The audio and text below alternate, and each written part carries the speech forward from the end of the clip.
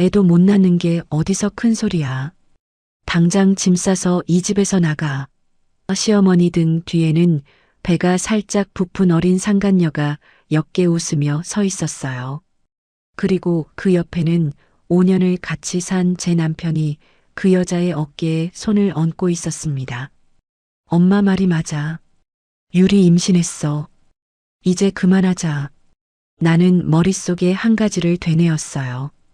이 건물 등기부에 적힌 이름이 그들 중 누구의 것도 아니라는 사실을. 다음 날 아침 길거리에 나앉게 될 사람이 정작 누구인지 세 사람은 아직 모르고 있었습니다. 사연이 시작하기 전 좋아요와 구독을 눌러주세요. 오늘 하루 행운과 행복이 가득하도록 기원해 드릴게요. 오늘의 사연 지금 시작합니다. 제 이름은 이지원입니다. 올해 36, 공간 디자이너로 일하고 있습니다. 낡은 건물을 사들여 새 생명을 불어넣는 일이 제 밥벌이이자 제 인생 그 자체죠. 서울 변두리에 작은 상가 건물 한 채를 가지고 있고 그 건물 한 채가 제가 세상에 발붙이고 살아가는 유일한 뿌리입니다. 저는 차분하다는 말을 많이 듣습니다.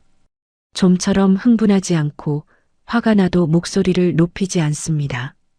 대신 한번 마음을 접으면 다시는 돌아보지 않는 성격이에요. 사람들은 그런 저를 두고 정없다고 합니다. 저는 정이 없는 게 아니라 정에 대인 적이 너무 많은 사람이라고 생각합니다. 저는 7살에 부모님을 한꺼번에 잃었습니다. 큰아버지 집, 외삼촌 집, 먼 친척 집을 떠돌며 자랐죠. 어디에 가든 제 밥그릇은 가장 작았고 제 이부자리는 가장 구석에 깔렸습니다. 그 시절 저는 한 가지를 배웠습니다. 세상에 공짜는 없고 내 자리는 내가 만들지 않으면 아무도 만들어주지 않는다는 것을요. 17살부터 식당 설거지를 시작했고 20살에는 인테리어 공사장에서 자재를 날랐습니다.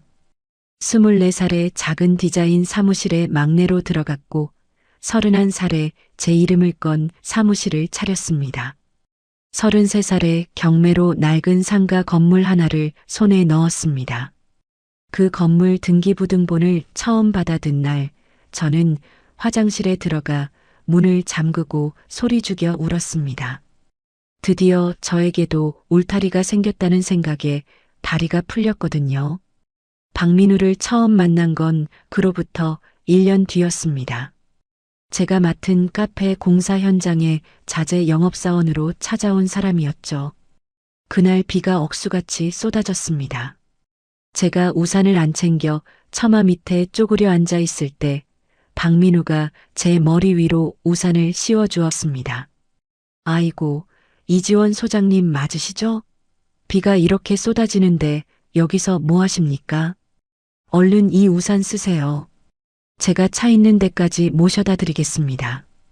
박민우가 우산 손잡이를 제 쪽으로 기울이며 웃었습니다. 저는 그 웃음에 마음이 흔들렸습니다. 누군가 제 머리 위로 우산을 씌워준 게 처음이었거든요. 시어머니를 처음 본 건 결혼 전 상견례 자리였습니다. 한정식집 방문을 열고 들어오자마자 시어머니는 제 위아래를 훑쳤습니다. 아니, 댁이 고아라면서 우리 민우가 워낙 착해서 부모 없는 사람 걷어준다고 하길래 내가 참았다만 이왕 며느리 될 거면 주제 파악 잘하고 살아야 해. 알겠어? 시어머니가 수저를 놓으며 입꼬리를 끌어올렸습니다. 저는 그 한마디에 명치가 콱 막혔지만 웃으며 고개를 숙였습니다. 가족이 생긴다는 말 한마디에 그날 저는 모든 무례를 못 들은 척했습니다. 5년이 흐른 어느 토요일 아침이었습니다. 저는 시어머니에게 머리채를 잡힌 채 거실 바닥에 쓰러져 있었습니다. 시어머니의 소나기에 머리카락이 한 움큼 뽑혀나갔고 정수리가 불에 댄 듯 화끈거렸습니다.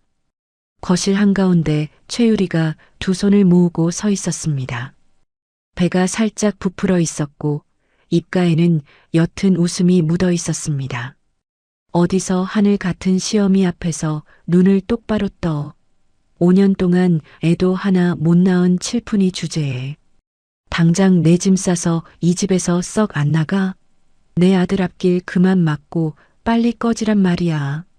시어머니가 제 머리채를 한 번 더 흔들며 소리쳤습니다. 저는 바닥에 손을 짚고 박민우를 올려다보았습니다. 박민우는 최유리의 어깨에 손을 얹은 채 저와 눈을 마주치지 않았습니다. 민우 씨, 지금 이게 대체 무슨 짓이야?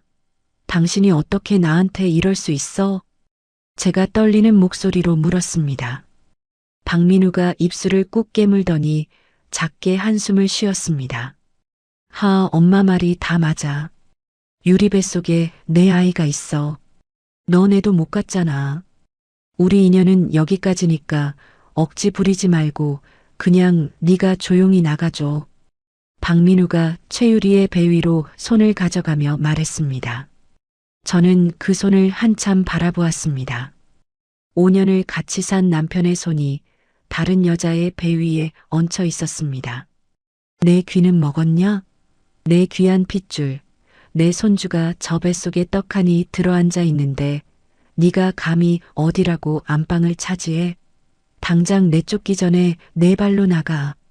시어머니가 제 등을 발로 툭 밀며 말했습니다. 어머니, 지금 이 집 누구 명의로 되어 있는지 잊으셨어요? 쫓겨날 사람은 제가 아니라 저 여자예요. 제가 바닥을 짚고 천천히 몸을 일으키며 말했습니다. 시어머니의 표정이 잠깐 굳었습니다. 아이고, 이 독한 기집애야. 어디서 눈을 부라리며 등기 타령이야? 우리 민우가 뼈 빠지게 벌어다 준 돈으로 산 집인데 내 깎게 감히 누굴 쫓아내. 내가 널 먼저 쫓아낼 거다. 시어머니가 손을 다시 들어 올리려다 박민우의 눈치를 보며 내렸습니다. 최유리가 그제야 입을 열었습니다. 언니, 그냥 좋게 좋게 나가세요. 애도 못 낳으면서 남편 바짓가랑이 붙잡고 늘어지는 거 솔직히 너무 추하잖아요. 뱃속에 우리 아기 놀라니까 소란 피우지 말고 그만 가주세요. 최유리가 한 손으로 배를 쓸어내리며 말했습니다. 저는 최유리의 얼굴을 처음으로 똑바로 보았습니다. 28이라는 나이가 무색하게, 눈빛은 달고 달아 있었습니다. 누가 내 언니야? 함부로 그 더러운 입에 내 이름 올리지 마. 남의 가정 파탄낸 주제에 어디서 뻔뻔하게 고개를 들어. 제가 최유리의 눈을 똑바로 보며 말했습니다. 저는 그날 밤 캐리어 하나를 끌고 그 집을 나왔습니다. 짐을 챙기는 동안 누구도 저를 말리지 않았습니다.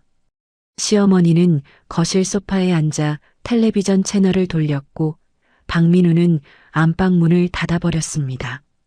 최유리는 부엌에서 컵에 물을 따라 마시며 저를 흘끔거렸습니다. 저는 현관에서 신발을 신으며 거실 쪽을 한번 돌아보았습니다. 박민우, 마지막으로 묻는다. 나랑 이대로 끝내겠다는 거 정말 후회 안 해? 제가 캐리어 손잡이를 꽉 쥐며 물었습니다. 박민우가 안방 문틈으로 얼굴을 반쯤 내밀었습니다. 지원아, 구질구질하게 굴지 말자. 유리 임신한 몸이야. 홀몸도 아닌 애를 밖에서 고생시킬 수는 없잖아. 네가 이해하고 그냥 나가라. 박민우가 시선을 바닥에 떨군 채 말했습니다. 그래, 똑똑히 알았어. 제 입에서 짧은 대답이 떨어졌습니다. 손끝이 차갑게 식어갔지만 이상하게도 눈물은 한 방울도 나오지 않았습니다. 저는 근처 모텔방에 짐을 풀었습니다. 형광등이 깜빡이는 천장을 보며 똑바로 누워 있었습니다. 머리카락이 뽑힌 자리가 욱신거렸고 무릎에는 멍이 들기 시작했습니다. 그러나 제 머릿속은 어느 때보다 또렷했습니다. 5년 동안 제가 무엇을 놓치고 살았는지 한 장면씩 떠올랐습니다. 박민우가 제 카드로 결제하던 골프채, 시어머니가 제 건물 1층 카페에서 자신을 건물주라 소개하던 목소리, 새벽마다 베란다로 나가 통화하던 박민우의 뒷모습. 저는 천천히 눈을 감고 숨을 깊게 들이마셨습니다. 이지원이라는 이름 석자가 가슴 안쪽에서 다시 또렷하게 살아나는 것을 느꼈습니다. 휴대전화를 켜고 연락처를 한참 내려보았습니다. 김 변호사의 이름 위에서 손가락이 멈췄습니다. 시계는 새벽 2시를 가리키고 있었습니다. 저는 화면을 끄고 휴대전화를 가슴 위에 올려놓았습니다. 서두를 일이 아니라는 생각이 들었습니다. 밤은 길고 제 시간은 이제부터였습니다. 결혼식을 올린 지 2달째 되던 봄날이었습니다. 저는 시어머니 손을 잡고 제 건물 1층을 둘러보고 있었습니다. 원래 그 자리에는 작은 분식집이 있었는데 임대 계약이 막 끝난 참이었죠. 어머니, 여기에 카페 차려드릴게요. 평생 식당 일 하셨는데 이제 좀 편하게 앉아서 일하셔야지. 제가 시어머니의 손등을 토닥이며 말했습니다. 시어머니의 눈가가 잠시 붉어졌습니다. 지원아, 정말 그래도 되는 거니? 시어머니가 제 2 손을 꼭 잡으며 물었습니다. 저는 그날 시어머니의 떨리는 손을 진심이라 믿었습니다. 카페가 문을 연 지 1달이 지났을 무렵이었습니다.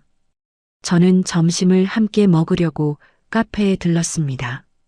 시어머니가 단골 손님 앞에서 큰 소리로 웃고 있었습니다. 이 건물이 다 우리 거예요. 우리 민우가 효자라서 엄마 노후 챙긴다고 통째로 사줬지 뭐야. 시어머니가 손님의 팔을 톡톡 치며 말했습니다. 손님은 부럽다는 듯 고개를 끄덕였습니다. 저는 출입구 앞에서 굳어버린 채로 한참을 서 있었습니다. 시어머니가 그제야 저를 발견하고는 어색하게 웃었습니다. 어머, 우리 며느리 왔네. 커피 한 잔 줄까? 시어머니가 카운터 뒤로 슬쩍 몸을 숨기며 말했습니다. 어머니, 방금 그 말씀 손님한테 다시 정정해 주셔야 하지 않을까요? 제가 카운터 앞으로 다가서며 말했습니다. 시어머니가 행주를 신경질적으로 짜며 입을 비죽거렸습니다. 얘 좀 봐. 며느리가 시어머니 체면 다 깎네. 그게 뭐 그렇게 중요하니? 시어머니가 행주를 카운터에 탁 내려놓으며 말했습니다. 저는 그날 입을 다물었습니다. 시어머니의 노후 한번 챙겨드리는 셈 치자고 스스로를 다독였습니다. 그날 이후 카페 임대료는 한 번도 제 통장에 들어오지 않았습니다. 관리비 고지서까지 제 사무실로 날아왔죠. 저는 매달 묵묵히 그 돈을 처리했습니다. 가족이라는 단어 하나가 제 통장에서 매달 300만 원씩을 뽑아가고 있었습니다. 결혼 3년 차가 되던 해 가을이었습니다. 시어머니가 추석을 핑계 삼아 저를 안방으로 불러앉혔습니다. 지원아, 너 병원은 가봤니? 우리 민우 멀쩡한 거 알지? 문제는 너 쪽이라는 거잖아. 시어머니가 한약 봉지를 제 무릎 위로 던지며 말했습니다. 어머니, 병원에서는 2다 이상 없다고 했어요.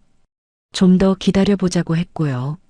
제가 한약 봉지를 2 손으로 받쳐들며 말했습니다. 기다리긴 뭘 기다려. 내가 동네 한의원에 가서 다 알아봤어. 너 같은 체질은 아예 글러먹은 거래. 시어머니가 손바닥으로 무릎을 탁 치며 목소리를 높였습니다. 저는 한약 봉지에서 풍기는 쓴 냄새를 들이마시며 입술을 깨물었습니다. 박민우는 그 자리에 함께 있었습니다. 민우야, 너는 옆에서 한마디도 안 할 거니? 제가 박민우 쪽으로 고개를 돌리며 물었습니다. 박민우가 휴대전화 화면에서 눈을 떼지 않은 채 입을 열었습니다. 엄마가 다 너 생각해서 그러는 거잖아. 그냥 한약이나 드세요. 박민우가 화면을 스크롤하며 말했습니다. 드세요라는 그 한마디가 그날따라 유난히 차갑게 들렸습니다. 겨울이 오자 박민우의 행동이 조금씩 달라졌습니다. 출장이 잦아졌고 셔츠 깃에서 낯선 향수 냄새가 났습니다. 새벽 2시면 어김없이 휴대전화 진동이 베개 옆에서 떨렸죠. 저는 모르는 척 돌아 누웠지만 잠은 오지 않았습니다. 어느 새벽 박민우가 화장실에 들어간 사이 휴대전화 화면을 열어보았습니다. 잠금 번호는 결혼기념일 그대로였습니다. 최유리라는 이름이 가장 위에 올라와 있었습니다. 오빠 오늘 너무 좋았어. 다음에는 더 길게 보자. 하트가 3개 붙은 그 한 줄을 저는 두 눈에 새기듯이 읽었습니다. 저는 화면을 닫고 휴대전화를 원래 자리에 돌려놓았습니다.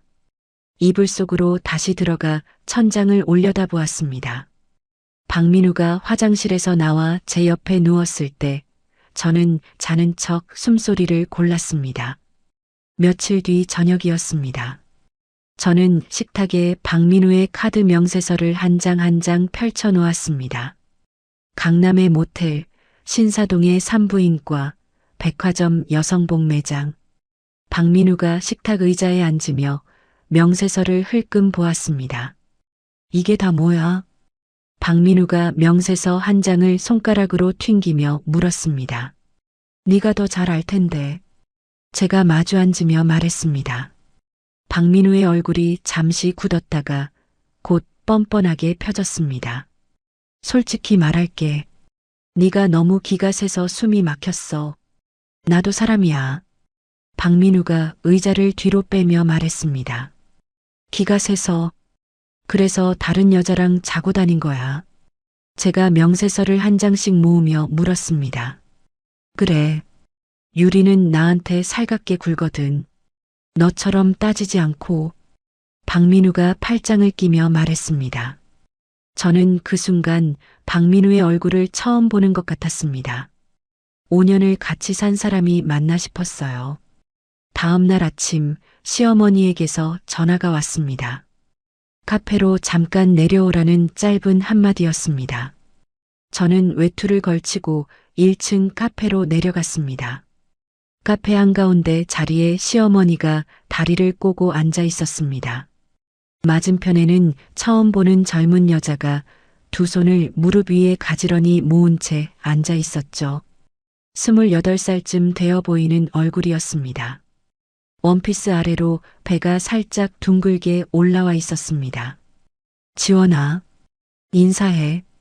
우리 민우 회사 후배, 최유리라고. 시어머니가 손바닥으로 맞은편 의자를 가리키며 말했습니다.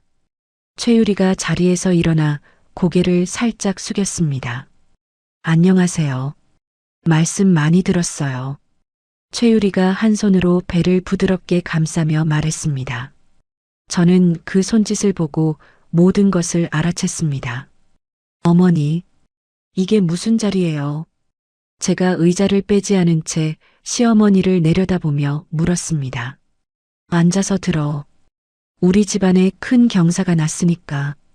시어머니가 찻잔을 들어 한 모금 마시며 말했습니다. 저는 천천히 의자를 빼고 자리에 앉았습니다. 이 배 안에 우리 민우 핏줄이 들어있어. 4개월째라더라. 시어머니가 최유리의 배를 손가락으로 가리키며 말했습니다. 최유리가 고개를 숙인 채 옅게 웃었습니다. 지원아, 너도 이제 어른답게 처신해야지. 우리 집안대를 이을 귀한 손주야. 시어머니가 찻잔을 내려놓으며 말했습니다. 저는 두 손을 무릎 위에 올린 채 시어머니의 얼굴을 똑바로 보았습니다. 어머니, 지금 며느리 앞에서 남편의 외도 상대를 소개하시는 거예요. 제가 또박또박 끊어서 물었습니다. 시어머니의 입꼬리가 비웃듯 올라갔습니다. 외도가 아니라 인연이지. 너는 못 만들어준 핏줄을 유리가 만들어준 거니까. 시어머니가 최유리의 손등을 토닥이며 말했습니다. 최유리가 눈썹을 살짝 내리며 곤란한 표정을 지었습니다. 어머님, 형님 앞에서 그렇게 말씀하시면 제가 너무 죄송하잖아요. 최유리가 한 손으로 입을 가리며 말했습니다. 형님이라는 단어가 제 귀에 닿는 순간 저는 무릎 위에 올린 손이 가늘게 떨리는 것을 느꼈습니다. 여기 카페 1층, 유리가 운영하면 어떨까 싶어. 시어머니가 카페 안을 둘러보며 말했습니다. 애 가진 사람이 무거운 일하면 안 되니까 너는 살림이나 정리하고 빠지면 좋겠다. 시어머니가 손가락으로 카페 천장을 가리키며 말했습니다. 저는 그 손가락 끝을 따라 천장을 한번 올려다보았습니다.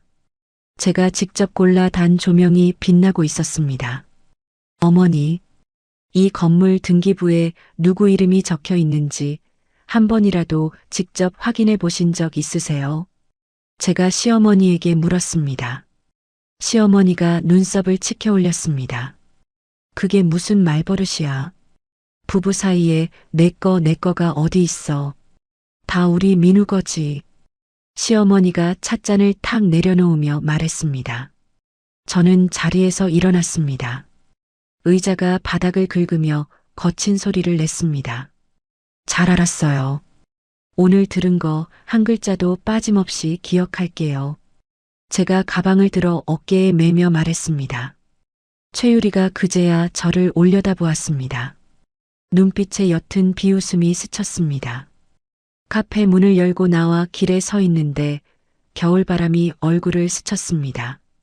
저는 외투깃을 여미며 천천히 사무실 쪽으로 걸었습니다. 한 걸음 한 걸음 옮길 때마다 머릿속에서 무언가가 또렷해지는 느낌이 들었습니다. 5년 동안 가족이라 부르며 끌어안았던 그 사람들이 사실은 한 번도 제 가족인 적이 없었다는 사실이었습니다. 저는 휴대전화를 꺼내 김 변호사의 이름을 화면에 띄웠습니다. 손가락 끝이 잠시 망설였지만 통화 버튼을 누르지는 않았습니다. 아직은 때가 아니라는 생각이 들었거든요. 저는 휴대전화를 다시 주머니에 넣고 사무실 문을 밀고 들어갔습니다. 모텔방 창문 틈으로 햇살이 새어 들어왔습니다. 저는 밤새 한숨도 자지 못한 채로 침대 모서리에 앉아 있었습니다. 정수리는 여전히 욱신거렸고 무릎의 멍은 시퍼렇게 번져 있었습니다. 머리맡 협탁에 놓인 휴대전화가 진동했습니다. 화면에 건물 관리인 강 소장의 이름이 떠 있었습니다. 저는 떨리는 손으로 통화 버튼을 눌렀습니다. 여보세요. 소장님, 이른 아침에 무슨 일이세요? 제가 마른 입술을 혀로 축이며 물었습니다. 사장님, 큰일 났습니다. 지금 사장님 사무실로 좀 와보셔야 할 것 같아요. 강 소장의 목소리가 평소답지 않게 잔뜩 가라앉아 있었습니다. 무슨 일인데요? 천천히 말씀해 보세요. 제가 침대에서 내려와 옷걸이 쪽으로 걸어가며 물었습니다. 어젯밤에 박서방이 도장하고 서류 뭉치를 들고 우리 관리실에 찾아왔어요. 강 소장이 한 박자 쉬고 다시 말을 이었습니다. 건물 명의를 자기랑 시어머니 공동으로 옮기겠다고. 등기소 가서 도와줄 사람 좀 소개해 달라고 그러더라고요. 강 소장의 목소리에 한숨이 섞여 있었습니다. 그리고 1층 카페는 지금 아침부터 인부들이 들어와서 인테리어 다 뜯어내고 있어요. 어떤 젊은 여자가 옆에서 지시하고 있고요. 강 소장이 마지막 말을 조심스럽게 덧붙였습니다. 저는 옷걸이 앞에서 한 손으로 벽을 짚었습니다. 다리에 힘이 풀려 잠시 서 있을 수가 없었습니다. 소장님, 그 사람들 절대 안에 들이지 마세요. 제가 지금 바로 갈게요. 제가 숨을 고르며 말했습니다. 네. 일단 카페는 제가 잠가놓고 있을게요. 빨리 오세요. 강 소장이 전화를 끊었습니다. 저는 화장실 거울 앞에 서서 제 얼굴을 들여다보았습니다. 눈밑이 시커멓게 가라앉아 있었고 입술은 핏기 하나 없이 말라 있었죠. 저는 찬물을 양손 가득 받아 얼굴을 세게 문질러 닦았습니다. 거울에 비친 제 눈빛이 조금씩 또렷해졌습니다. 지금 무너지면 모든 것을 잃는다는 사실이 머릿속에 차갑게 박혔습니다. 저는 새 옷으로 갈아입고 가방을 챙겨 모텔 방을 나섰습니다.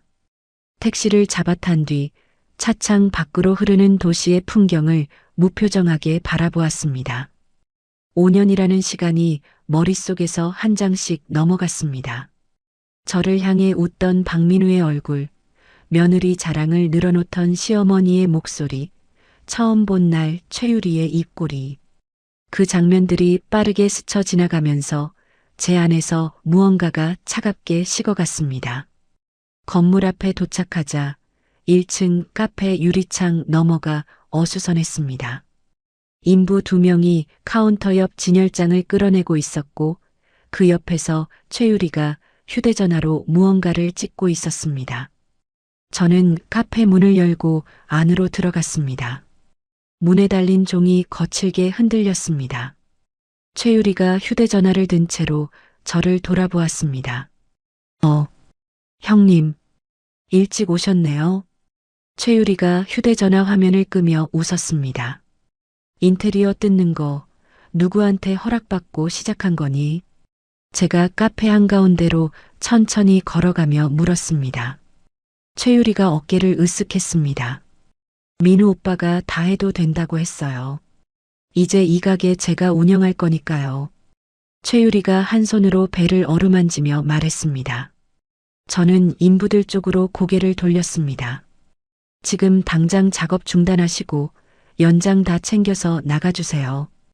이 건물 주인은 저예요. 제가 또박또박 말했습니다. 나이 든 인부 한 명이 난감한 표정으로 최유리를 돌아보았습니다. 사장님, 우리는 의뢰받은 대로 하는 거라서요. 인부가 모자를 벗으며 머뭇거렸습니다. 의뢰인이 건물주가 아닌데 인테리어 작업 진행하면 나중에 인건비도 못 받으세요. 등기부등본 보여드릴까요? 제가 가방에서 서류 봉투를 꺼내 펼치며 물었습니다. 인부들의 시선이 서류로 향했습니다. 이지원이라는 이름 3글자가 또렷이 박혀있는 등기부등본을 2사람이 한참 들여다보았습니다. 죄송합니다. 우리는 이만 빠지겠습니다. 나이 든 인부가 동료의 팔을 잡으며 말했습니다.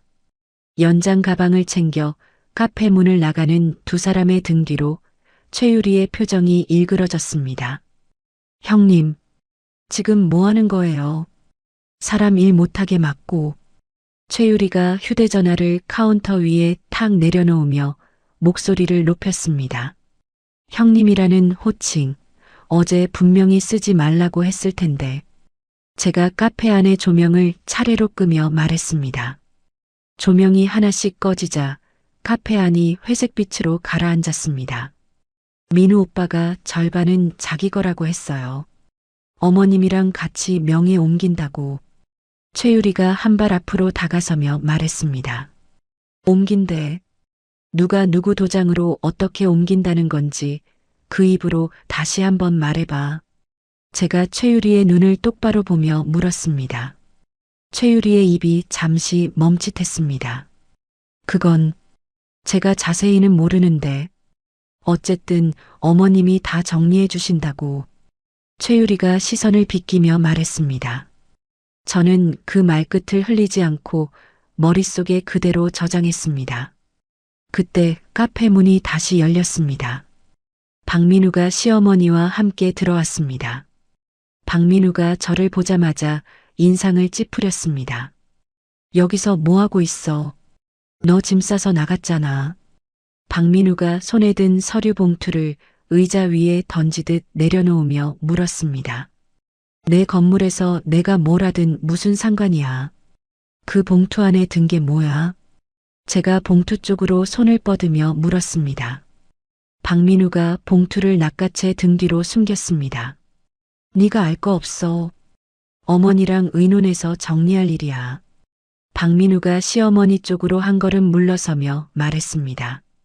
민우야, 너 어제 안방 서랍에서 내 인감도장 꺼내갔지. 제가 박민우의 눈을 똑바로 보며 물었습니다. 박민우의 눈동자가 잠시 흔들렸습니다. 무슨 소리야? 내가 왜 그런 짓을 해? 박민우가 헛기침을 하며 시선을 비켰습니다. 시어머니가 박민우 앞을 가로막고 나섰습니다. 지원아, 너 정말 이럴 거니? 며느리가 시어머니한테 도둑년 누명을 씌워 시어머니가 한 손으로 가슴을 쓸어내리며 말했습니다. 누명이 아니라 사실이잖아요. 어제 새벽에 안방 옷장 서랍 열어보신 거 제가 알아요. 제가 시어머니의 얼굴을 바라보며 말했습니다. 시어머니의 표정이 한순간 굳었다가 다시 펴졌습니다. 증거 있어. 증거 있으면 가져와 봐. 시어머니가 팔짱을 끼며 턱을 들었습니다. 저는 가방에서 작은 메모리 카드를 꺼내 들었습니다. 안방 화장대 거울 위에 작은 카메라 하나 달려 있는 거 어머니는 모르셨을 거예요. 제가 메모리 카드를 손가락 사이에 들어 보이며 말했습니다. 시어머니의 얼굴에서 핏기가 빠져나갔습니다. 박민우가 서류 봉투를 든 손을 움찔거렸습니다. 저는 천천히 카페 문 쪽으로 걸음을 옮겼습니다. 출입구 앞에서 한번 돌아보았습니다. 오늘 이 자리에서 한 말, 한 행동 다 기억해 두세요. 곧 다시 만나게 될 거니까. 제가 짧게 말한 뒤 카페 문을 밀고 밖으로 나왔습니다. 거리에 찬바람이 불었습니다. 저는 외투깃을 단단히 여미고 사거리 쪽으로 걸었습니다. 주머니 속 휴대전화를 꺼내 김 변호사의 이름을 화면에 띄웠습니다. 이번에는 망설이지 않았습니다. 통화 버튼을 누르자 신호음이 2번 울리고 곧장 목소리가 들렸습니다. 김 변호사님, 저 이지원입니다. 오늘 시간 좀 내주실 수 있으세요? 제가 발걸음을 멈추지 않은 채 말했습니다. 이지원 사장님, 무슨 일이세요? 목소리가 안 좋으신데. 김 변호사가 의자에서 일어나는 듯한 소리를 내며 물었습니다. 제 인생 전체가 흔들리고 있어요. 그쪽 사무실로 바로 갈게요. 제가 택시를 잡으려 손을 들며 말했습니다. 택시 뒷자리에 앉아 창밖을 바라보았습니다. 도로 위 차들이 빠르게 지나갔습니다. 저는 손바닥 안에 쥔 메모리 카드를 한번 꽉 쥐었다 폈습니다. 이 작은 칩 하나에 어젯밤 안방에서 벌어진 모든 일이 담겨 있었습니다. 박민우가 옷장 서랍을 여는 소리, 시어머니에게 봉투를 건네는 목소리, 두 사람이 나누던 속닥거림까지. 저는 카메라를 단 이유를 그동안 스스로에게도 설명하지 못했습니다. 어쩌면 마음 한구석에서 이미 알고 있었는지도 모르겠습니다. 이 가족이 언젠가 저를 등 뒤에서 찌를 거라는 사실을 말이죠. 택시가 김 변호사 사무실 앞에 멈췄습니다. 저는 요금을 치르고 차에서 내렸습니다. 건물 입구 유리문에 비친 제 얼굴을 잠깐 들여다보았습니다. 어젯밤 머리채를 잡혔던 여자는 사라지고 없었습니다. 거울 속에는 다른 사람이 서 있었습니다. 저는 유리문을 밀고 안으로 들어갔습니다. 김 변호사 사무실 문을 열자 짙은 원두향이 코끝에 와 닿았습니다. 김 변호사는 책상 앞에서 일어나 저를 맞았습니다. 40대 중반의 단단한 체격, 짧게 깎은 머리, 안경 너머의 차분한 눈빛. 3년 전 제가 그의 사무실 인테리어를 맡으면서 인연을 맺은 사람이었죠. 이지원 사장님, 일단 앉으세요. 물 한 잔 드릴게요. 김 변호사가 정수기에서 종이컵에 물을 받아 제 앞에 내려놓았습니다. 저는 종이컵을 두 손으로 감싸 쥐었습니다.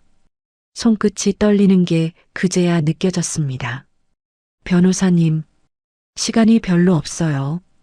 오늘 안에 막아야 할 일이 있어요. 제가 종이컵을 내려놓으며 말했습니다.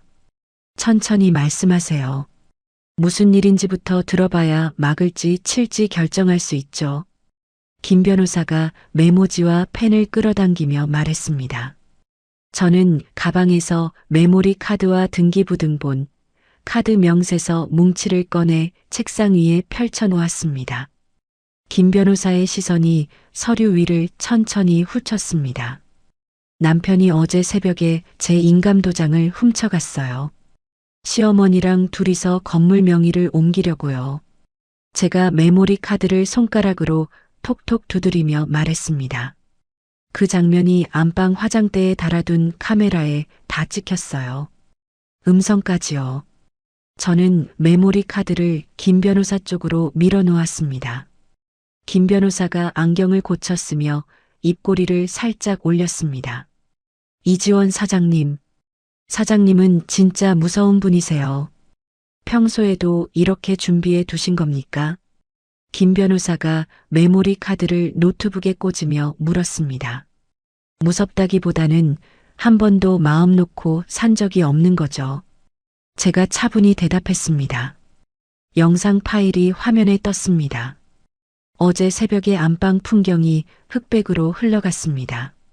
박민우가 옷장 서랍을 열어 인감도장과 통장을 꺼내는 모습이 또렷이 찍혀 있었습니다. 시어머니가 방으로 들어와 봉투 하나를 박민우 손에 쥐어주었죠. 이거 사채업자 김 사장한테 받아온 거야. 내일 등기소 가기 전에 일단 이 돈으로 막아놔. 시어머니의 목소리가 스피커를 통해 흘러나왔습니다. 엄마, 지원이가 진짜 모를까? 의심 많은 애잖아. 박민우가 봉투를 안주머니에 찔러 넣으며 물었습니다. 걔는 이제 끝난 사람이야. 유리가 애 낳으면 그걸로 정리되는 거지. 시어머니가 박민우의 등을 토닥이며 말했습니다. 김 변호사가 마우스를 멈추고 안경을 벗어 책상에 내려놓았습니다. 이지원 사장님, 이거 한 편이면 끝납니다. 아니, 시작이라고 해야겠네요. 김 변호사가 의자를 끌어당겨 앞으로 바짝 다가앉았습니다. 변호사님, 우선 오늘 안에 막아야 할 게 두 가지예요. 제가 손가락 두 개를 펴보였습니다. 등기소에 가서 못 옮기게 막는 거, 그리고 은행에서 대출 못 받게 막는 거. 제가 검지부터 차례로 접으며 말했습니다. 등기는 인감증명서랑 도장만으로는 못 옮깁니다. 본인 확인 절차가 있어서요. 일단 사장님 신분증을 분실 신고하는 게 먼저예요. 김 변호사가 메모지에 빠르게 적으며 말했습니다. 대출 쪽은요. 은행마다 내용 증명을 보내겠습니다. 사장님 명의 도용 의심된다고요. 시중은행 다 돌리면 오늘 안에 다 막힙니다. 김 변호사가 메모지를 제 쪽으로 돌려 보여주었습니다. 저는 그 메모를 한 줄씩 읽어 내려갔습니다. 그리고 사채업자 쪽은 어떻게 해요? 영상에서 김 사장이라고 했잖아요. 제가 화면을 가리키며 물었습니다. 그쪽은 더 쉬워요. 명의 도용은 사기 미수에 해당하니까 사채업자도 돈 떼이기 싫으면 알아서 발을 빼게 됩니다. 김 변호사가 안경을 다시 쓰며 말했습니다. 오후 내내 저는 김 변호사 사무실에 머물렀습니다. 김 변호사의 비서가 은행 본점마다 팩스를 보냈고 김 변호사는 직접 등기소 담당자에게 전화를 걸었습니다. 저는 그 사이 동사무소에 들러 신분증 분실 신고를 마쳤습니다. 다시 사무실로 돌아오자 김 변호사가 안경을 벗고 의자에 등을 기댄 채 저를 바라보았습니다. 이지원 사장님, 오늘 하루 만에 막을 건 다 막았어요. 이제부터가 진짜 시작입니다. 김 변호사가 차분한 목소리로 말했습니다. 진짜 시작이라는 게 무슨 뜻이에요? 제가 의자에 앉으며 물었습니다. 이혼 소송, 위자료 청구, 건물명도 소송, 세 가지를 동시에 진행하는 거예요. 한 번에 몰아쳐야 저쪽이 정신을 못 차립니다. 김 변호사가 손가락 세 개를 펴보였습니다. 그리고 한 가지 더. 사장님이 결정해 주셔야 할 게 있어요. 김 변호사가 잠시 말을 멈췄습니다. 무슨 결정이요? 제가 등을 고추 세우며 물었습니다. 오늘 영상이랑 녹음, 이거 언제 어떻게 쓸지요? 지금 바로 경찰서에 가서 형사 고소부터 할지 아니면 좀 더 묵혔다가 결정적인 순간에 터뜨릴지. 김 변호사가 책상 위에서 손깍지를 끼며 말했습니다. 저는 잠시 눈을 감았습니다. 박민우와 시어머니, 최유리의 얼굴이 차례로 떠올랐습니다. 세 사람이 카페 안에서 박수를 치고 풍선을 달며 웃는 모습이 머릿속에 그려졌습니다. 묵혀둘게요. 변호사님, 저는 그 사람들이 가장 신나 있을 때 가장 높은 곳에서 떨어지게 만들고 싶어요. 제가 눈을 뜨며 말했습니다. 김 변호사가 잠시 저를 빤히 바라보더니 천천히 고개를 끄덕였습니다. 이지원 사장님, 사장님 같은 의뢰인은 처음 봅니다. 좋아요. 그렇게 갑시다. 김 변호사가 메모지를 한 장 새로 펼치며 말했습니다. 그날 밤 저는 모텔이 아닌 김 변호사가 소개해준 오피스텔로 짐을 옮겼습니다. 서울 외곽의 조용한 동네, 보안이 잘 갖춰진 곳이었습니다. 오피스텔 문을 닫고 불을 켰을 때 저는 한참 동안 거실 한가운데 가만히 서 있었습니다. 바닥은 차가웠고 벽은 텅 비어 있었습니다. 어디에도 가족이라는 흔적이 없었지만 이상하게도 그 비어 있음이 편안했습니다. 저는 가방에서 노트 한 권을 꺼내 식탁 위에 펼쳤습니다. 표지에 검은 펜으로 한 단어를 적었습니다. 정산. 그 두 글자가 종이 위에 또렷이 박혔습니다. 저는 노트 첫 장에 박민우의 이름을 적었습니다. 그 옆에 그동안 박민우가 제 카드로 결제한 골프채, 시계, 가방의 항목을 일일이 정리했습니다. 다음 장에는 시어머니의 이름을 적었습니다. 카페 임대료, 관리비, 한약가, 명절마다 받아간 용돈 봉투의 금액이 줄줄이 이어졌습니다. 마지막 장에는 최유리의 이름을 적었습니다. 박민우가 최유리에게 사준 백화점 의류와 가방, 산부인과, 진료비 내역까지 빠짐없이 옮겨 적었습니다. 세 사람의 이름 아래로 숫자가 차곡차곡 쌓였습니다. 그 합계를 마지막 줄에 적어 넣자 손끝의 떨림이 멈췄습니다. 밤 11시쯤 박민우에게서 전화가 걸려왔습니다. 저는 한 호흡 고른 뒤 통화 버튼을 눌렀습니다. 지원아, 어디야? 너 어디 있어? 박민우의 목소리가 평소보다 한층 부드러웠습니다. 왜? 무슨 일인데? 제가 노트 위에 펜을 내려놓으며 물었습니다. 오늘 카페에서 너 너무 흥분했잖아. 우리 차분하게 다시 얘기해보자. 응. 박민우가 한숨을 길게 내쉬며 말했습니다. 민우야, 내가 흥분한 것처럼 보였어. 제가 천천히 되물었습니다. 그게, 그래도 우리 5년이나 같이 살았는데 너무 칼같이 굴지 말자고.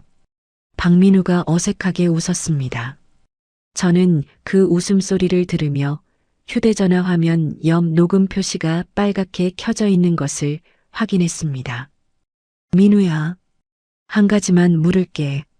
어제 내 인감도장 왜 가져갔어? 제가 또박또박 물었습니다. 전화기 너머에서 잠깐 침묵이 흘렀습니다. 그게 어머니가 갑자기 필요하다고 하셔서 너한테 말하면 또 따질까봐 그냥. 박민우가 말끝을 흐렸습니다. 그래, 잘 알았어. 도장은 내일 아침에 변호사 통해서 정식으로 돌려받을게. 제가 침착하게 말했습니다.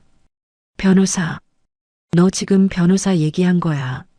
지원아. 박민우의 목소리가 한 톤 높아졌습니다. 전화 끊을게. 더 할 말 있으면 변호사 통해서 해. 제가 휴대전화 화면을 손가락으로 살짝 눌렀습니다. 전화를 끊고 저는 노트를 덮었습니다.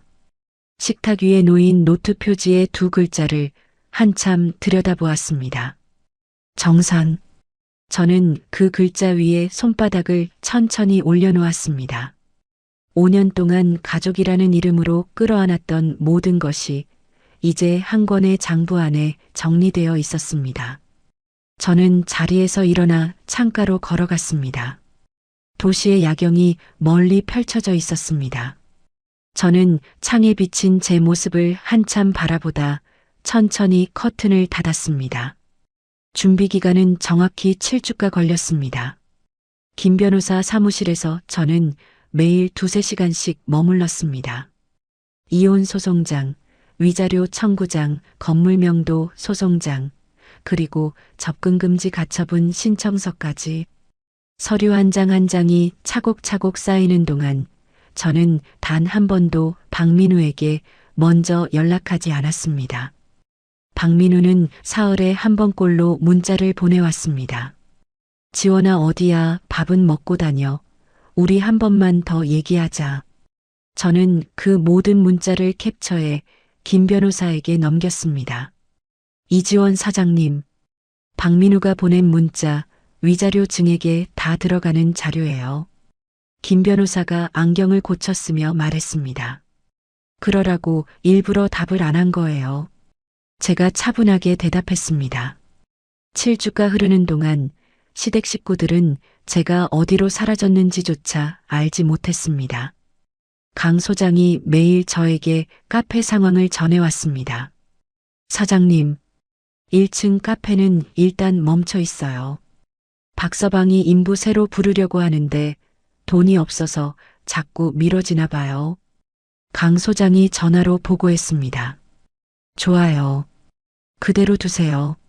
제가 신호 보낼 때까지요. 제가 노트 위에 새 일정을 적으며 말했습니다. 그리고 시어머님은 요즘 매일 카페에 나와서 손님 받으세요. 자기가 다 정리됐다고 떠벌리고 다니시고요. 강 소장이 한숨을 섞어 말했습니다. 네, 떠벌리시라고 하세요. 그게 다 증인이에요. 저는 그 한마디를 끝으로 전화를 끊었습니다.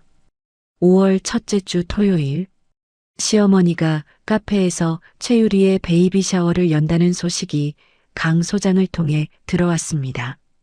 손님 명단에는 시어머니의 친구들, 박민우의 직장 동료들, 그리고 몇몇 친척이 올라 있었죠. 저는 그날을 디데이로 잡았습니다. 이지원 사장님, 토요일 오후 2시, 집행관, 경찰관, 그리고 저까지 카페 앞에서 합류하겠습니다. 김 변호사가 일정을 확인하며 말했습니다. 네.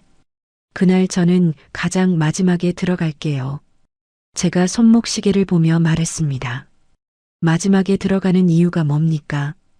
김 변호사가 호기심 어린 눈빛으로 저를 보았습니다. 잔치가 가장 무르익었을 때 가장 큰 소리로 풍선이 터져야 하니까요. 제가 짧게 대답했습니다. 김 변호사가 역게 웃으며 고개를 끄덕였습니다. 토요일 오후 1시 40분. 저는 검은색 정장 차림으로 건물 맞은편 카페에 앉아 있었습니다. 유리창 너머로 제 건물 1층이 환하게 빛났습니다. 분홍색과 하늘색 풍선이 카페 천장 가득 매달려 있었고 시어머니가 손님들 사이를 오가며 환하게 웃고 있었습니다. 최유리는 카페 중앙의 의자에 앉아 한 손으로 배를 어루만지며 사진을 찍히고 있었죠. 박민우가 그 옆에 서서 어깨에 손을 얹고 있었습니다. 저는 그 풍경을 한참 바라보았습니다. 이상하게도 분노보다는 묘한 차분함이 가슴 안쪽에 차올랐습니다. 5년 동안 제가 채워넣은 그 공간에서 저 사람들은 저 없이도 너무 잘 웃고 있었습니다. 2시 정각, 김 변호사가 카페 맞은편에서 손을 들어 보였습니다. 집행관 2명, 경찰관 2명, 그리고 김 변호사가 함께 인도에 서 있었습니다. 저는 자리에서 일어나 길을 건넜습니다. 구두굽이 보도블록을 또박또박 두드렸습니다. 1층 카페 출입문 앞에서 저는 잠시 멈춰 섰습니다. 유리창 너머의 풍경을 한 번 더 눈에 새겼습니다. 시어머니가 케이크에 초를 꽂고 있었고 박민우가 휴대전화로 그 장면을 찍고 있었습니다. 갑시다. 제가 김 변호사에게 짧게 말했습니다. 김 변호사가 출입문을 잡아 열었습니다. 문에 달린 종이 거칠게 울렸습니다. 카페 안의 모든 시선이 일제히 출입구 쪽으로 향했습니다. 시어머니가 손에 든 라이터를 떨어뜨렸습니다. 박민우가 휴대전화를 든 채로 굳어버렸죠. 최유리가 자리에서 반쯤 일어나다 다시 의자에 주저앉았습니다. 이지원, 너 여기 왜 왔어? 시어머니가 라이터를 발로 차내듯 밀어내며 말했습니다. 저는 카페 한가운데로 천천히 걸어 들어갔습니다. 손님들이 어색하게 웃으며 자리에서 물러섰습니다. 제 건물에 제가 들어오는데 이유가 필요해요. 제가 시어머니의 눈을 똑바로 보며 물었습니다. 집행관이 카페 한가운데에 서서 큰 소리로 말했습니다. 건물명도 집행 나왔습니다. 이 자리 계신 분들은 한 발자국씩 물러나 주세요. 집행관이 종이를 펴보이며 말했습니다. 시어머니의 얼굴에서 핏기가 빠져나갔습니다. 명도가 무슨 소리야? 이 건물은 우리 민우 거야. 시어머니가 박민우의 팔을 끌어당기며 말했습니다. 엄마, 잠깐만 있어봐. 박민우가 시어머니의 손을 뿌리치며 집행관 앞으로 다가섰습니다. 이거 무슨 착오 아닙니까? 저희 집사람하고 잘 얘기하고 있는 중인데요. 박민우가 어색하게 웃으며 말했습니다. 저는 가방에서 등기부등본을 꺼내 박민우의 손에 쥐어주었습니다. 민우야, 한번 읽어봐. 이름 석자만 확인하면 돼. 제가 차분하게 말했습니다. 박민우의 시선이 등기부등본 위를 빠르게 훑쳤습니다. 손가락이 종이 위에서 떨리기 시작했습니다. 이지원 단독 명의, 변경사항 없음. 박민우가 입속으로 중얼거리며 종이를 한 번 더 들여다보았습니다. 엄마, 명의가 안 바뀌었어. 박민우가 시어머니를 돌아보며 말했습니다. 무슨 소리야? 네가 도장이랑 서류 다 가져갔잖아. 시어머니가 종이를 빼앗아 두 손으로 펼쳐들었습니다. 시어머니의 다리가 휘청거렸습니다. 옆에 있던 손님 한 명이 시어머니의 팔을 받쳤습니다. 시어머니는 그대로 케이크 옆 의자에 주저앉았습니다. 최유리가 자리에서 일어나 박민우 쪽으로 다가왔습니다. 오빠, 이게 어떻게 된 일이야? 이 건물 절반 이미 오빠 거라고 했잖아. 최유리가 배를 한 손으로 받친 채 박민우의 팔을 흔들었습니다. 유리야, 잠깐만 있어봐. 박민우가 최유리의 손을 뿌리치며 말했습니다. 잠깐만이 뭐야? 나 이 가게 운영하려고 회사도 그만뒀잖아. 최유리가 목소리를 높였습니다. 저는 가방에서 두 번째 서류 봉투를 꺼내 최유리 쪽으로 내밀었습니다. 이건 내 거야. 제가 봉투를 최유리의 손에 쥐어주었습니다. 최유리가 떨리는 손으로 봉투를 열었습니다. 종이 맨 윗줄에 적힌 글자가 최유리의 얼굴에서 핏기를 빼앗아갔습니다. 위자료 청구, 상간 위자료 청구. 최유리가 같은 단어를 두 번 중얼거렸습니다. 그 사이 집행관이 카페 앉습기마다 붉은 딱지를 붙이기 시작했습니다. 에스프레소 머신, 진열장, 의자, 테이블에 차례로 딱지가 붙었습니다. 손님들이 슬금슬금 출입구 쪽으로 빠져나갔습니다. 왜들 가요? 같이 케이크 먹기로 했잖아. 시어머니가 의자에 앉은 채로 손님들을 향해 소리쳤습니다. 손님들은 그 외침을 못 들은 척 카페 밖으로 사라졌습니다.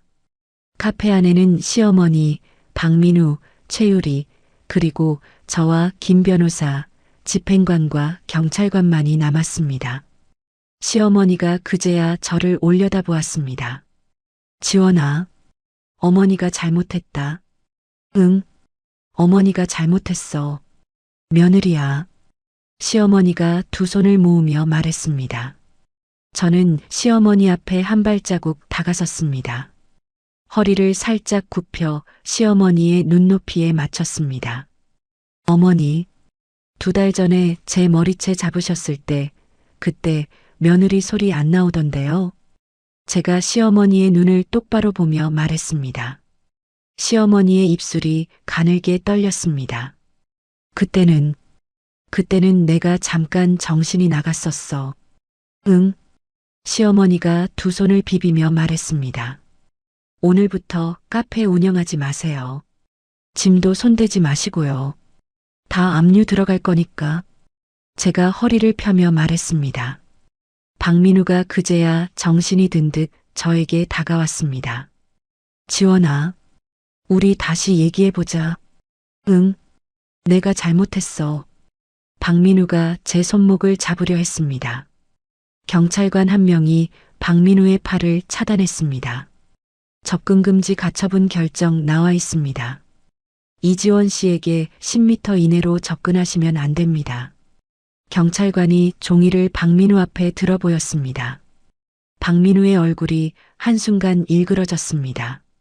저는 카페 한가운데 서서 천장에 매달린 분홍 풍선을 올려다보았습니다. 풍선 한 개가 천장에서 떨어져 내려와 바닥을 굴렀습니다. 저는 그 풍선을 구두 끝으로 가볍게 밀어냈습니다. 카페 문 닫겠습니다. 1시간 안에 다 비우세요. 못 비우면 집행관이 다 드러내고 보관소로 보냅니다. 김 변호사가 손목시계를 들여다보며 말했습니다. 시어머니가 의자에서 미끄러져 카페 바닥에 주저앉았습니다. 최유리는 위자료 청구서를 든 채로 입을 반쯤 벌리고 있었죠. 박민우는 등기부등본을 손에 쥐고 같은 자리만 응시하고 있었습니다. 저는 출입구 쪽으로 천천히 걸음을 옮겼습니다. 문 앞에서 한번 돌아보았습니다. 5년 동안 제 인생을 통째로 빨아먹고 살았던 세 사람이 제 건물 안에 무너져 있었습니다. 저는 카페 문을 직접 열고 밖으로 나왔습니다. 5월의 햇살이 정수리 위로 부드럽게 쏟아졌습니다. 김 변호사가 제 옆으로 다가와 나란히 섰습니다. 이지원 사장님, 기분이 어떠세요? 김 변호사가 안경을 벗으며 물었습니다. 이상하게 조용해요. 그동안 머릿속에 울리던 소음이 한순간에 사라진 것 같아요. 제가 하늘을 한번 올려다보며 말했습니다. 저는 김 변호사와 함께 인도를 걸어 사거리 쪽으로 향했습니다.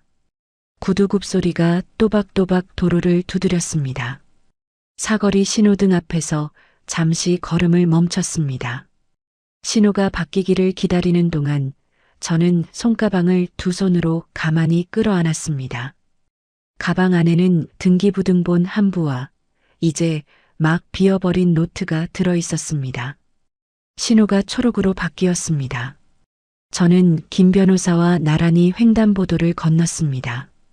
명도 집행 다음 날 아침이었습니다. 저는 오피스텔 식탁에 앉아 커피를 한 모금 마셨습니다. 창밖으로 새벽 안개가 천천히 걷히고 있었죠. 휴대전화 화면이 깜빡였습니다.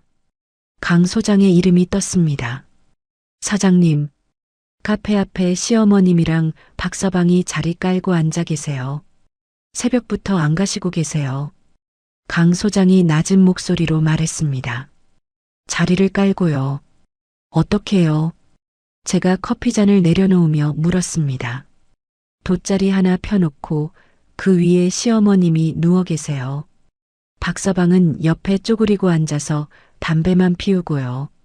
강 소장이 한숨을 쉬며 말했습니다. 저는 휴대전화를 식탁 위에 내려놓고 잠시 생각에 잠겼습니다. 예상하지 못한 그림은 아니었습니다. 시어머니가 그렇게 쉽게 물러설 사람이 아니라는 건 저도 알고 있었으니까요. 소장님, 일단 사진만 찍어두세요. 시간대별로 1시간에 한 번씩이요. 영상도 같이 부탁드릴게요. 제가 차분하게 말했습니다. 네, 그렇게 할게요. 그리고 사장님, 한 가지 더 알려드릴 게 있어요. 강 소장이 목소리를 한 톤 낮췄습니다. 아침 일찍 어떤 젊은 여자분이 카페 앞에 와서 사진을 잔뜩 찍고 갔어요. 임산부였고요. 강 소장이 조심스럽게 말을 이었습니다. 최율이네요. 알겠어요. 일단 지켜보세요. 제가 통화를 끝냈습니다. 점심 무렵 김 변호사에게서 전화가 왔습니다. 이지원 사장님, 인터넷 검색 한번 해보셨어요? 김 변호사의 목소리가 평소보다 짧고 빠르게 들렸습니다. 무슨 일이세요? 제가 노트북을 열며 물었습니다. 맘카페에 글이 하나 올라왔습니다. 강남 임산부 폭행 사건이라는 제목으로요. 김 변호사가 또박또박 말했습니다. 저는 키보드 위에서 손가락을 빠르게 움직였습니다. 검색창에 단어 몇 개를 쳐넣자 글 하나가 바로 화면에 떴습니다. 악독한 본처가 임신 7개월 임산부 폭행에 하열. 글의 제목이 그렇게 적혀 있었습니다. 글 본문에는 병원 침대에 누운 최유리의 사진이 첨부되어 있었죠. 한 손으로 배를 감싸고 다른 한 손은 링거줄이 꽂힌 채 카메라를 향해 힘없이 펼쳐져 있었습니다. 글의 마지막 줄에는 제 이름과 사무실 주소, 제 인테리어 회사 이름까지 친절하게 적혀 있었죠. 저는 화면을 응시하며 마우스 휠을 천천히 내렸습니다. 댓글이 이미 1000개를 넘어가고 있었습니다. 저런 여자는 사회에서 매장시켜야 한다. 회사 불매하자. 신상 다 까자. 댓글 속에서 제 이름이 수십 번씩 반복되고 있었습니다. 변호사님, 이 사진 진짜처럼 보이는데요. 제가 노트북 화면을 손가락으로 가리키며 말했습니다. 진짜처럼 보이는 거지, 진짜는 아닐 거예요. 사장님 어제 카페에 가신 적도 없잖아요. 김 변호사가 단호하게 말했습니다. 네. 어제 명도 집행 끝나고 바로 사무실로 돌아왔어요. 손도 안 댔어요. 제가 차분하게 답했습니다. 좋아요. 그쪽이 한 수 빠르게 움직였네요. 일단 대응 카드 뽑기 전에 사장님 회사 쪽 분위기부터 챙기시는 게 좋겠습니다. 김 변호사가 말했습니다.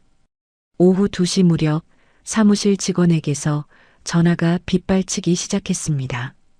사장님, 강남 신축 빌라 인테리어 의뢰하신 윤 사장님이 계약 파기하시겠대요. 실장이 떨리는 목소리로 보고했습니다. 이유는요? 제가 짧게 물었습니다.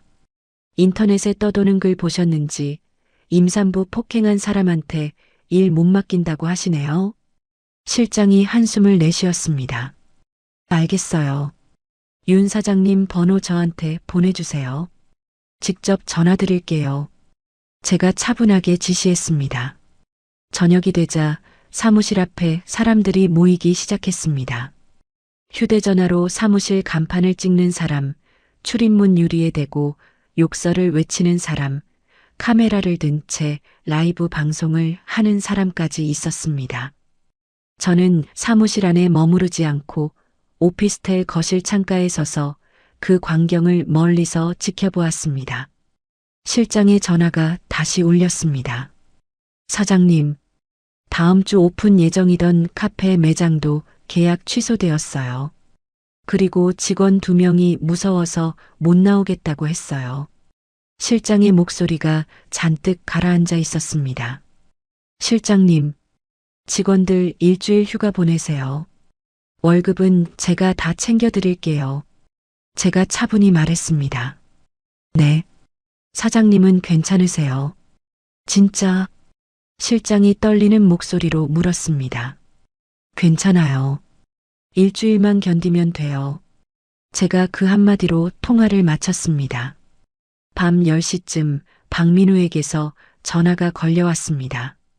저는 한 차례 호흡을 가다듬은 뒤 녹음 버튼을 먼저 눌렀습니다. 지원아, 글 봤어. 회사 앞에 사람들 몰린 것도 봤고. 박민우가 짐짓 걱정하는 척 말을 꺼냈습니다. 그래서 제가 짧게 응수했습니다. 내가 그 글 내릴 수 있어. 유리도 설득할 수 있고. 대신 조건이 있어. 박민우가 어색하게 헛기침을 했습니다. 조건. 제가 단어 하나만 받아 넘겼습니다. 건물명의 절반만 나한테 넘겨. 그러면 위자료 소송도 다 취하해 줄게. 글도 1시간 안에 내려가. 박민우가 거래하듯 말했습니다. 저는 잠시 말을 멈췄습니다. 박민우의 목소리 너머에서 시어머니의 장기침이 작게 들렸습니다. 시어머니와 같은 공간에 있다는 의미였습니다. 민우야, 한 가지만 묻자. 최유리는 지금 어디 있어? 제가 부드럽게 물었습니다. 유리는 지금 친구 집에 있어. 왜? 박민우가 잠시 망설인 뒤 답했습니다. 친구 집에. 그래. 그럼 병원 침대 사진은 뭐야? 제가 단어 하나하나에 무게를 실어 물었습니다. 박민우가 한순간 입을 다물었습니다. 그건 유리가 너무 충격을 받아서 잠깐 입원했다가 나온 거고. 박민우가 말끝을 흐렸습니다. 잠깐 입원했다가 1시간 만에 나와서 친구 집으로 갔다. 그렇게 정리하면 돼. 제가 또박또박 되받았습니다. 지원아, 너 지금 나 떠보는 거야. 응. 박민우의 목소리가 살짝 높아졌습니다. 떠보는 게 아니라 사실을 묻는 거야. 답은 이미 들었으니까 됐어. 끊을게. 제가 화면을 손가락 끝으로 눌렀습니다. 녹음이 깔끔하게 저장된 것을 확인하고 저는 그 파일을 김 변호사에게 바로 보냈습니다. 김 변호사에게서 2분 만에 답장이 왔습니다. 이거 협박이고 공갈입니다. 명예훼손건이랑 묶어서 한 번에 갑니다. 짧은 문장 하나가 휴대전화 화면 위에 떴습니다. 저는 휴대전화를 식탁 위에 내려놓고 거실 창가로 다시 걸어갔습니다. 밤 풍경 속에서 멀리 사무실 간판이 깜빡이는 게 보였습니다.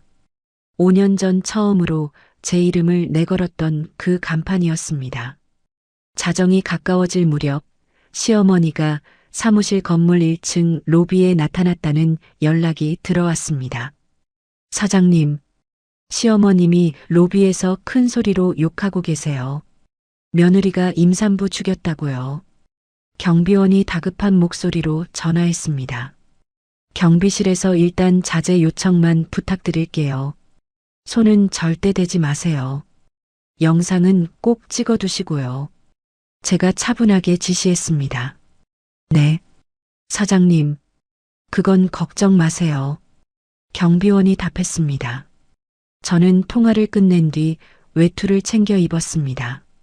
오피스텔 문을 닫고 엘리베이터로 향했습니다. 지하 주차장에서 차를 몰아 사무실 쪽으로 향하는 동안 저는 운전대를 두 손으로 단단히 잡았습니다. 도로 위에 차는 거의 없었습니다. 신호등의 붉은빛과 푸른빛이 차창에 번갈아 비쳤습니다. 저는 잠시도 시선을 떼지 않고 도로 끝을 응시했습니다. 지금 이 순간이 마지막 고비라는 것을 저는 알고 있었습니다. 이 위기를 넘기지 못하면 5년 동안 쌓아온 제 회사도, 제 이름도, 제 자존심도 한꺼번에 무너질 수 있었죠. 그러나 저는 이미 패를 다 쥐고 있었습니다. 숨겨둔 카드 한 장이 더 있다는 사실을 저 사람들은 아직 모르고 있었습니다. 사무실 건물 앞 도로변에 차를 세웠습니다. 유리문 너머로 시어머니가 경비원에게 손가락질하며 소리치는 모습이 보였습니다. 저는 차에서 내리지 않았습니다. 운전석에 앉은 채로 휴대전화를 들고 한 사람에게 문자를 보냈습니다.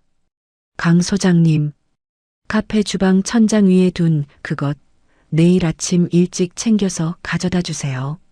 저는 짧은 문장 한 줄을 보낸 뒤 휴대전화 화면을 껐습니다.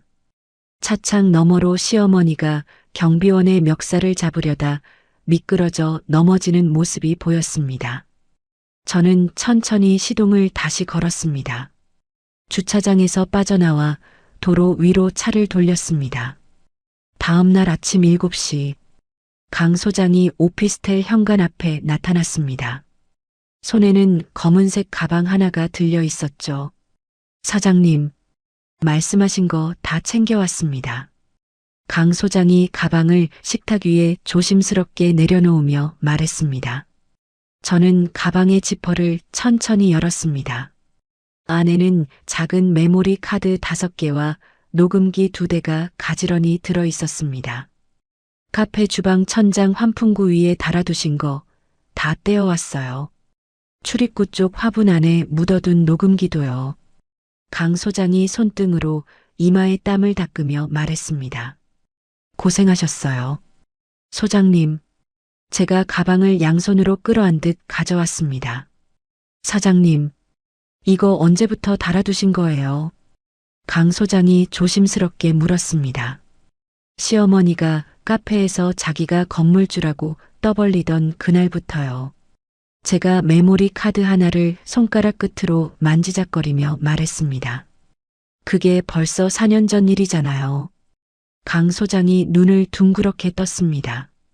4년 전부터 한 달에 한 번씩 영상 백업해두고 카드 갈아 끼웠어요. 누구한테도 말 못하고요. 제가 옅게 웃었습니다. 강 소장이 한참 말을 잇지 못하다가 천천히 입을 열었습니다. 사장님, 저는 사장님이 그냥 차가운 분인 줄 알았어요. 이 정도로 준비된 분인 줄은 몰랐어요. 강 소장이 모자를 벗어 가슴 앞에 가지런히 들었습니다. 차가운 게 아니라 한 번도 마음 놓고 잔 적이 없는 거예요. 소장님, 제가 짧게 답했습니다. 강 소장이 돌아간 뒤 저는 노트북을 펴고 메모리 카드를 하나씩 꽂아 보았습니다. 가장 먼저 확인한 건 어제 새벽의 카페 안영상이었습니다. 최유리가 카운터 옆에서 키리를 신고 담배를 피우고 있었습니다. 한 손으로 배를 가볍게 두드리며 박민우와 마주보고 환하게 웃고 있었죠. 오빠, 사진은 잘 나왔지. 병원 침대 진짜 그럴듯하더라. 최유리가 담배 연기를 길게 내뿜으며 말했습니다. 그래. 인터넷에 올라가니까 댓글 진짜 무섭게 달리더라. 이참에 저 여자 완전 매장시키자. 박민우가 휴대전화 화면을 들여다보며 웃었습니다. 저 여자 회사 망하면 건물도 결국 우리한테 오는 거잖아. 그치. 최유리가 박민우의 어깨에 손을 얹으며 말했습니다. 당연하지. 어머니가 다 정리해 주실 거야. 박민우가 최유리의 허리를 끌어당겼습니다. 저는 영상의 시간 표시를 한참 응시했습니다. 같은 날, 같은 시각, 인터넷에는 최유리가 병원 침대에 누워 링거를 꽂고 있는 사진이 올라와 있었습니다. 저는 영상의 해당 부분을 정확히 잘라 별도의 파일로 저장했습니다. 다음 메모리 카드를 꽂았습니다. 2달 전 시어머니가 카페에서 손님들에게 떠벌리던 영상이 흘러나왔습니다. 우리 며느리는 애도 못 낳는 게 성격까지 못됐어. 우리 민우가 회사 후배랑 그 깊은 정을 나누는 것도 다 이해가 되지. 시어머니가 커피잔을 들고 손님 앞에서 신나게 떠들었습니다. 저는 그 부분도 잘라 따로 저장했습니다. 오전 10시, 저는 김 변호사 사무실에서 노트북을 펼쳐놓았습니다. 김 변호사가 영상 파일들을 차례로 확인했습니다. 화면을 보던 김 변호사가 안경을 벗으며 깊은 숨을 내쉬었습니다. 이지원 사장님, 이건 게임 끝입니다. 명예훼손, 무고, 영업방해. 3가지가 한 번에 다 잡힙니다. 김 변호사가 차분하게 말했습니다. 그쪽 입장에서 빠져나갈 구멍은요? 제가 물었습니다. 없어요. 영상 시간이랑 인터넷 글 올라온 시간이 정확히 맞물려요. 사진 조작은 시점만 잡으면 무너집니다. 김 변호사가 메모지에 시간대를 빠르게 적어 내려갔습니다. 저는 잠시 침묵하다 입을 열었습니다. 변호사님, 이걸 어떻게 터뜨릴지가 중요해요. 맞습니다. 어떻게 풀어놓고 싶으세요? 김 변호사가 펜을 내려놓으며 물었습니다. 2갈래로요. 한쪽은 경찰서에 정식 고소장 접수, 다른 한쪽은 그 사람들이 매일 들여다보는 자리에 그대로 흘려넣는 거예요. 제가 또박또박 말했습니다. 맘카페요. 김 변호사가 입꼬리를 살짝 올렸습니다. 네. 그쪽 사람들이 저를 매장시키려고 모인 그 자리에 진짜 그림을 그대로 보내줄 거예요. 제가 한 글자씩 끊어서 말했습니다. 오후 2시, 저는 김 변호사와 함께 경찰서에 들렀습니다. 고소장 세부와 영상 자료를 정식으로 접수했습니다. 담당 형사가 영상을 한참 들여다보더니 펜을 내려놓고 저를 바라보았습니다. 사장님, 이 정도면 그쪽 분들 오늘 안에 출석 통보 나갈 겁니다. 형사가 차분하게 말했습니다. 감사합니다. 제가 짧게 인사했습니다. 경찰서 문을 나서며 저는 휴대전화 화면을 열어 강 소장에게 문자를 보냈습니다. 소장님, 카페 앞 시어머니랑 박민우 아직 그대로 있죠? 1분 만에 답이 왔습니다. 네. 오전부터 그대로 계세요. 시어머님은 돗자리 위에서 김밥 드시고 계세요. 저는 답장을 보내지 않고 휴대전화를 주머니에 넣었습니다. 오후 4시, 맘카페 게시판에 새 글이 한 편 올라왔습니다. 임산부 폭행 사건의 진실 영상 공개합니다. 글쓴이는 익명이었지만 글 본문에는 2개의 영상 링크가 걸려 있었습니다. 첫 번째 영상은 최유리가 카페에서 담배를 피우며 박민우와 웃고 있는 장면. 두 번째 영상은 같은 날 같은 시각 인터넷에 올라온 병원 침대 사진. 두 화면이 나란히 비교되어 흘러갔습니다. 이참에 저 여자 완전 매장시키자 라는 박민우의 목소리가 자막과 함께 또렷이 흘러나왔습니다. 1시간 만에 조회수가 10만을 넘어갔습니다. 댓글 창의 흐름이 단 한 번에 뒤집혔습니다. 어제까지 제 이름 옆에 달려있던 욕설들이 이제는 최유리와 박민우, 시어머니의 이름 옆으로 빠르게 옮겨갔습니다.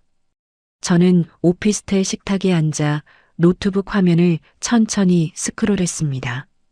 컵에 담긴 따뜻한 차에서 김이 오르고 있었습니다. 저녁 7시, 실장에게서 전화가 걸려왔습니다. 사장님, 오늘 하루 사이에 분위기가 완전히 바뀌었어요. 어제 계약 취소한 윤 사장님이 다시 전화 오셨고 새로 상담 들어온 것만 5건이에요. 실장의 목소리에 안도감이 묻어 있었습니다. 네, 천천히 가요. 급할 거 없어요. 제가 차분하게 답했습니다. 밤 9시, 최유리에게서 전화가 걸려왔습니다.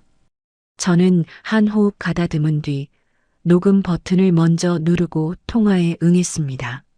언니, 저 좀 살려주세요. 사람들이 저희 집까지 찾아와요. 최유리의 목소리가 잔뜩 떨리고 있었습니다. 언니라고 부르지 말랬을 텐데. 제가 차갑게 말했습니다. 죄송해요. 사장님, 그 글, 그 사진. 다 민우 오빠가 시킨 거예요. 진짜예요. 최유리가 울먹이며 말했습니다. 민우가 시켰다. 그 말 한 번 더 해봐. 제가 차분히 물었습니다. 민우 오빠가 다 짜놓고 저한테 누워서 사진만 찍으라고 했어요. 저는 진짜 시키는 대로만 했어요. 최유리가 흐느끼며 말했습니다. 저는 잠시 침묵을 두었습니다. 최유리, 한 가지만 묻자. 너 처음부터 임신한 거 맞아? 제가 천천히 물었습니다. 전화기 너머에서 울음이 한 박자 멈췄습니다. 그건 진짜예요. 4개월째예요. 최유리가 떨리는 목소리로 답했습니다. 좋아. 그 답도 잘 들었어. 끊을게. 제가 화면을 손가락 끝으로 가볍게 눌렀습니다. 녹음 파일을 저장하고 저는 그것을 김 변호사에게 바로 전송했습니다. 김 변호사에게서 1분 만에 답장이 왔습니다. 이지원 사장님, 저쪽이 자기들끼리 무너지기 시작했네요. 이제 우리는 가만히만 있으면 됩니다. 저는 휴대전화를 식탁 위에 내려놓고 등을 의자에 기댔습니다. 천장의 조명을 한참 올려다보았습니다. 빛이 부드럽게 흔들리는 듯 보였습니다. 밤 11시, 저는 인터넷 뉴스 사이트를 열어보았습니다. 임산부 폭행 사건, 자작극으로 밝혀져 라는 제목의 기사가 메인 페이지에 올라와 있었습니다. 기사 본문에는 박민우의 직장이 언급되어 있었고 시어머니가 운영하던 카페가 무허가 영업 상태였다는 추가 정보까지 함께 실려 있었습니다. 스크롤을 내리자 익숙한 이름 하나가 더 등장했습니다. 박민우의 회사에서 사내 게시판에 사과문을 올렸다는 소식이었죠. 박민우는 그날 밤 회사로부터 정직 처분을 받았습니다. 저는 노트북을 천천히 덮었습니다. 거실 창가로 걸어가 커튼을 한쪽으로 살짝 걷었습니다. 도시의 야경이 멀리 펼쳐져 있었습니다. 어제 이 자리에서 보았던 야경과 같은 풍경이었지만 오늘은 그 빛이 조금 다르게 느껴졌습니다. 저는 창에 비친 제 모습을 한참 들여다보았습니다. 거울 같은 유리창 너머의 여자는 더 이상 머리채를 잡힌 채 바닥에 쓰러져 있던 그 여자가 아니었습니다. 저는 커튼을 천천히 다시 닫았습니다. 여름이 지나고 가을이 깊어질 무렵 재판 결과가 차례로 나왔습니다. 박민우는 명예훼손과 공갈, 사기 미수 혐의로 벌금형과 함께 손해배상 판결을 받았습니다. 저에게 지급해야 할 위자료와 손해배상금이 합쳐 2억 원이 넘었습니다. 시어머니에게도 명예훼손 공동정범으로 손해배상 책임이 떨어졌습니다. 최유리는 무고와 명예훼손 공동정범 그리고 상간 위자료까지 한꺼번에 떠안았습니다. 김 변호사가 판결문 사본을 사무실 책상 위에 펼쳐놓으며 말했습니다. 이지원 사장님, 이걸로 정리는 다 됐습니다. 이제 받을 일만 남았어요. 김 변호사가 안경을 벗으며 말했습니다. 받을 수 있을까요? 그 사람들 통장에 돈이 있을 리가 없잖아요. 제가 차분하게 물었습니다. 받는 게 목적이 아니라 평생 따라다니게 만드는 게 목적이죠. 신용 기록에 한 줄, 또 한 줄 쌓이는 거예요. 김 변호사가 옅게 웃었습니다. 박민우는 재판이 끝나기 전에 회사에서 해고되었습니다. 4개월 만에 사채업자들에게 시달리는 신세가 되었죠. 저에게 지급할 위자료는 한 푼도 들어오지 않았습니다. 시어머니가 운영하던 카페 자리에서 빼낸 집기들은 보관소에 그대로 쌓여 있었습니다. 시어머니가 살던 빌라는 임대료가 밀려 보증금까지 다 까먹은 상태로 비워졌고 시어머니는 변두리 월세방으로 옮겨갔습니다. 파지 줍는 손수레를 끌고 다닌다는 소문이 강 소장을 통해 들려왔지만 저는 그 소식에 별다른 감흥이 일지 않았습니다. 최유리는 박민우의 통장 잔고가 비어있다는 사실을 알고 나서 곧장 짐을 쌌습니다. 어느 날 새벽 박민우의 원룸을 빠져나와 그대로 잠적했죠. 며칠 뒤 박민우가 김 변호사 사무실로 직접 찾아왔다고 합니다. 저는 그 자리에 없었지만 김 변호사가 나중에 통화로 그날의 일을 짧게 전해주었습니다. 박민우 씨가 사무실에 와서 무릎을 꿇었어요. 지원이 한 번만 보게 해달라고요. 김 변호사가 담담하게 말했습니다. 뭐라고 하셨어요? 제가 물었습니다. 사장님 의사 없이는 한 발자국도 못 움직인다고 말했어요. 그리고 접근금지 가처분 아직 살아있다고 다시 알려줬고요. 김 변호사가 짧게 답했습니다. 잘하셨어요. 제가 한마디로 정리했습니다. 가을이 깊어진 어느 비 오는 오후였습니다. 저는 사무실 책상 앞에서 새 도면을 펴놓고 있었습니다. 인터폰이 울렸습니다. 사장님, 어떤 할머니 한 분이 1층에서 사장님 뵙겠다고 찾아오셨어요. 비를 다 맞고 오셨네요. 1층 안내 직원의 목소리가 조심스러웠습니다. 저는 잠시 펜을 내려놓았습니다. 누구인지 짐작이 갔습니다. 내려갈게요. 제가 짧게 답했습니다. 1층 로비로 내려가자 시어머니가 출입문 옆 벽에 기대어 서 있었습니다. 머리카락이 비에 젖어 얼굴에 들러붙어 있었고 외투 자락 끝에서 빗물이 뚝뚝 떨어졌습니다. 손에는 작은 비닐봉지 하나가 들려 있었죠. 시어머니가 저를 발견하자 한 발자국 다가왔습니다. 저는 그 자리에 그대로 멈춰 섰습니다. 지원아, 어머니가 잘못했다. 어머니가 진짜 잘못했어. 시어머니가 두 손을 모으며 떨리는 목소리로 말했습니다. 저는 시어머니의 얼굴을 잠시 바라보았습니다. 1년 전 제 머리채를 잡고 흔들던 그 손과 같은 손이었습니다. 어머니라고 부르지 마세요. 저는 박민우 씨하고 이혼했어요. 제가 차분하게 말했습니다. 시어머니의 입술이 가늘게 떨렸습니다. 지원아, 밥 한 끼만 사주라. 응, 한 끼만. 어제부터 아무것도 못 먹었어. 시어머니가 비닐봉지를 두 손으로 받쳐들며 말했습니다. 빈손으로 오기가 미안해서 이거 너 어릴 때 좋아했다고 민우한테 들어서 호떡 2개 사왔어. 시어머니가 비닐봉지를 제 쪽으로 내밀었습니다. 저는 그 봉지를 받지 않았습니다. 제가 어릴 때 뭘 좋아했는지 어머니는 한 번도 물어보신 적이 없으세요. 제가 또박또박 말했습니다. 제가 좋아했던 건 호떡이 아니에요. 그건 그쪽 아드님이 좋아하던 거죠. 제가 잠시 말을 멈췄다 다시 이었습니다. 5년 동안 어머니 옆에 있으면서 한 번이라도 제가 어떤 사람인지 궁금해하신 적 있으세요? 시어머니의 손에서 비닐봉지가 흘러내렸습니다. 봉지가 로비 바닥에 닿으며 작은 소리를 냈습니다. 지원아, 한 번만 봐주라. 시어머니가 무릎을 꿇으려 했습니다. 저는 한 발자국 물러섰습니다. 여기서 무릎 꿇으셔도 제 마음은 안 움직여요. 그러니까 그러지 마세요. 보기 안 좋아요. 제가 차분하게 말했습니다.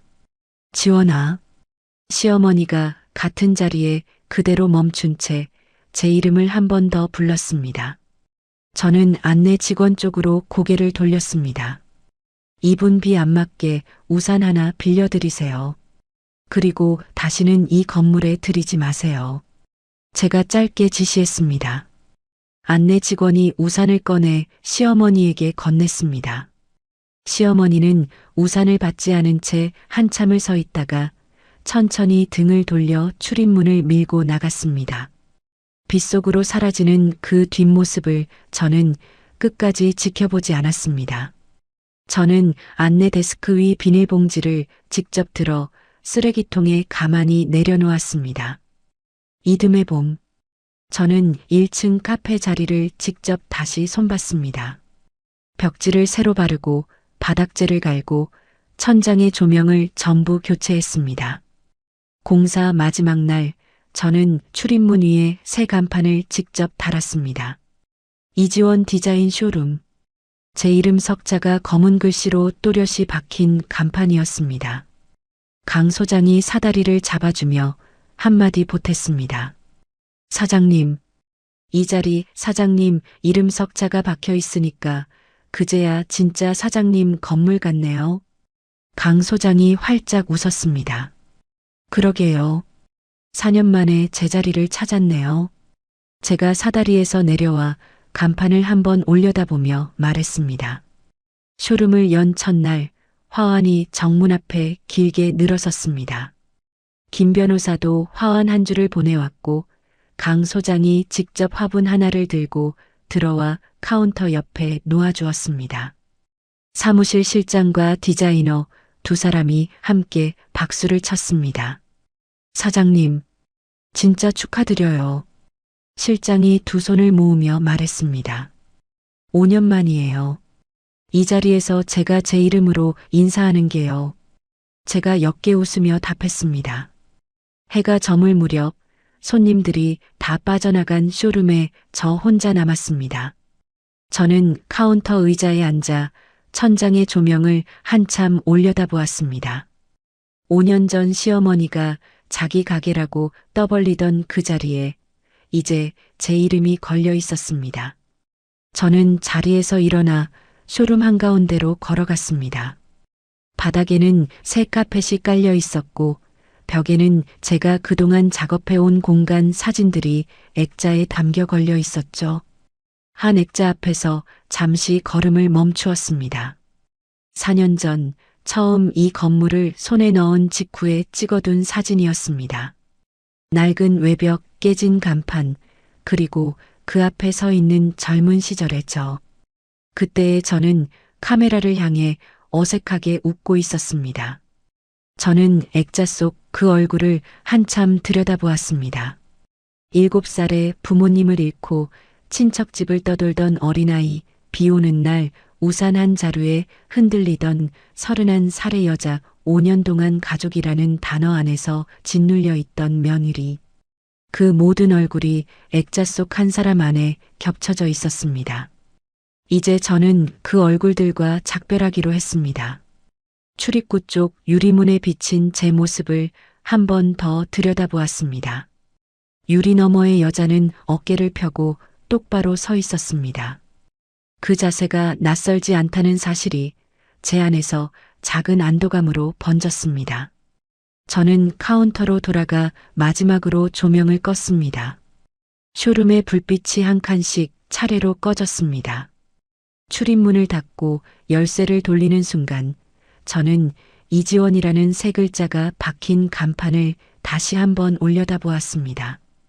바람이 부드럽게 머리카락을 흔들었습니다. 저는 가방을 어깨에 메고 천천히 건물 앞 인도를 걸었습니다. 사거리 신호등 앞에서 잠시 멈춰 섰습니다. 신호가 초록으로 바뀌었습니다. 저는 횡단보도 위에 첫 발을 내디뎠습니다. 7살에 부모님을 잃고 친척집을 떠돌던 어린아이가 36의 봄에 자기 이름이 박힌 간판 아래 서 있게 될 줄은 저 자신도 몰랐습니다. 5년이라는 시간 동안 저는 가족이라는 단어 하나에 얼마나 많은 것을 양보하며 살았는지 모릅니다. 임대료도, 관리비도, 자존심도, 심지어 제 머리카락 한 움큼까지요. 참는 것이 사랑이고 견디는 것이 며느리의 도리라고 스스로를 다독였던 그 시간이 결국 저를 그들의 먹잇감으로 만들어가고 있었다는 사실을 저는 너무 늦게야 알아차렸습니다. 그러나 늦었다고 생각한 그 순간이 사실은 가장 빠른 시작이었어요. 한번 마음을 접으니 그동안 보이지 않던 길이 또렷이 보이기 시작했습니다. 나를 갉아먹는 인연은 가족이라는 이름으로 포장되어 있어도 결국 남보다 못한 것이고 내 이름 석자는 누구의 며느리도 누구의 아내도 아닌 오직 나 자신의 것이라는 사실을요. 혹시 지금 이 순간에도 가족이라는 단어에 짓눌려 숨조차 제대로 쉬지 못하시는 분이 계시다면 부디 자신의 이름을 한번 또렷이 불러보시길 바랍니다. 당신의 인생은 누구의 부속품도 아니니까요. 이야기를 끝까지 들어주신 분이 계시다면 잘 들었다고 댓글 하나만 남겨주세요. 감사합니다.